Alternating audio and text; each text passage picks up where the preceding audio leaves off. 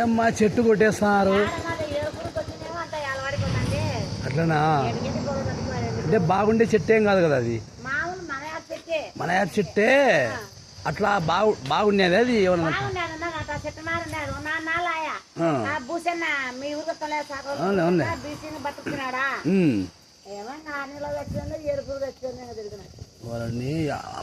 మళ్ళీ ఆడ చెట్టు వేయండి మా యాప్ చెట్టు. పై పక్క చెట్టు వద్దు వద్దు అని అంటే మా అన్న 2 మాటలు వేసి 2 మాటలు లేపించిన మాను తప్పమ్మా. మళ్ళా అందుకనే మళ్ళీ ఎదురు వచ్చింది గోటి. ఎప్పటికీ మనకు చెట్లు ఎప్పటికీ వాస్తుకు కానీ మనకి హాని జరిగించవు. ఎప్పుడైనా చెట్లు లేకపోతే భవిష్యత్తులో ఇప్పుడు కదా మళ్ళీ 100 సంవత్సరాలకు కానీ చెప్పేది నువ్వు అట్లనే మనకేం సంబంధం అనుకోవద్దు. మనము బాధ్యతగా భవిష్యత్ తరాలకు కొన్ని, ఇప్పుడు మీ పూర్వం ఆస్తులు ఉంటాయి సపోజ్, వాళ్ళు మీకు ఇస్తారు, మీరు మళ్ళీ ఆ పిల్లలకి ఇస్తారు, ఆ పిల్లలకు మళ్ళీ ఆ పిల్లలు ఇచ్చుకుంటూ పోతుంటారు మీ ఆస్తిని. ఇది కూడా అంతే. ఈ ప్రకృతిని మనం కాపాడి ముందు భవిష్యత్ తరాల పిల్లలకి ఇస్తేనే వాళ్ళకి ఊపిరి. చెట్లు లేకపోతే మనకు గాలి ఉండదమ్మా. మనం నీళ్లు కొంటామని ఎవరన్నా అనుకున్నామా? నీళ్లు కొని తాగుతున్నాం. భవిష్యత్తులో గాలి ఇప్పటికే కొంటున్నాం, ఆక్సిజన్ కదా, గాలి కూడా కొనాల్సి వస్తుంది. కాబట్టి దయచేసి ఇట్లా పెద్ద చెట్లను కొట్టేద్దండి. మనకు వాస్తుకి ఏమి కావు. అంటే మన తలరాత ఏ విధంగా రాసింటుందో దాని ప్రకారమే జరుగుతుంది. మనకు మధ్యలో ఇంకా ఏమీ జరగవు. ఎక్కువ ఎచ్చేది ఉండదు, తగ్గేది ఉండదు. నీకు కాలు ఇరిగి మూలన కూర్చోవాలనేది ఫస్టే రాసింటుంది. దాని ప్రకారమే నువ్వు అంతరాలు వేయించుకో, లేకపోతే స్వామిని పిలిపించి పూజలు చేయించుకో, దాని నుంచి తప్పించుకోలేవు. నీకు కాలు ఇరగల్లా మూలనే కూర్చోవాలా.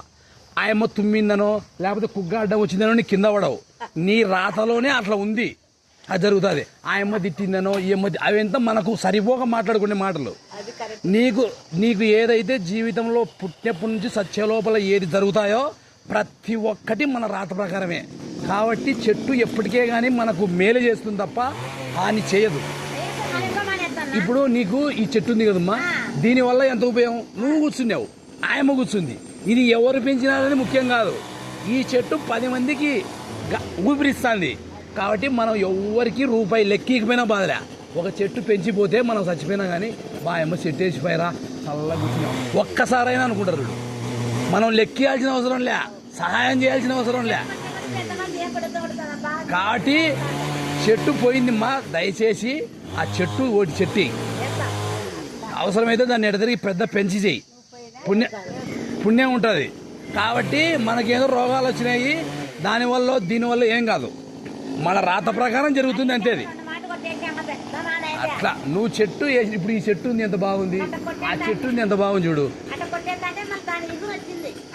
మీకు నిట్టూరు రోడ్లో ఈడున్నట్టు చెట్లు ఏడలేవు. నేను రోజు ఎప్పుడన్నా పోయినప్పుడల్లా చూసుకుంటా, ఈ చెట్లనే చూసుకుంటా పోతా. ఆ చెట్టును కొడతారు కాబట్టి బాధ కలిగి ఎన్నికి వచ్చినా, ఎందుకు కొడతారు అని, మళ్ళీ ఎన్నికి వచ్చినా ఎందుకు కొడతారని. ఇప్పుడు చూడు ఆ నుంచి చెట్లు ఆడి వరకు ఈడున్నట్లు ఎన్నిసార్లు చూసినా, నేను ఎన్ని ప్రదేశాల్లో చూసినా ఈడున్నట్లు చెట్లు ఆడలేవు.